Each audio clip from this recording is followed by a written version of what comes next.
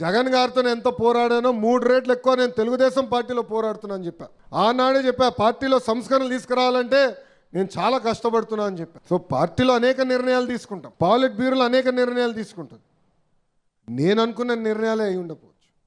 అయినా కూడా గౌరవ జాతీయ అధ్యక్షుల వారు పాలిట్ బ్యూరో కలిసికట్టుగా నిర్ణయం తీసుకున్నప్పుడు శిరసు వంచి అమలు చేస్తాను. ఒకవేళ ఆ నిర్ణయం మన సిద్ధాంతాలు కానివ్వండి, కార్యకర్తలు విరుద్ధంగా ఉంది, వ్యతిరేకంగా ఉందనుకుంటే నేను ఇంట్లో పడుకోను, మాట్లాడతా, సీనియర్ని కలుస్తా, జూనియర్ని కలుస్తా.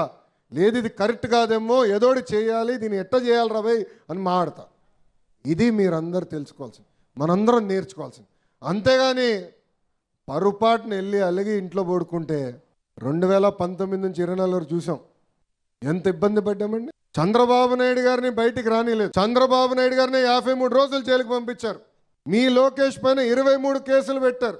ఆనాడే చెప్పారు తగ్గేదే లేదురా భయ్. ఆనాడే చెప్పా జగన్ గారు ఎన్ని కేసులు పెడతారో పెట్టుకోండి, ఆ కాగితం మడిచి ఎక్కడ పెడతాడో కూడా పెట్టుకోండి అని చెప్పా.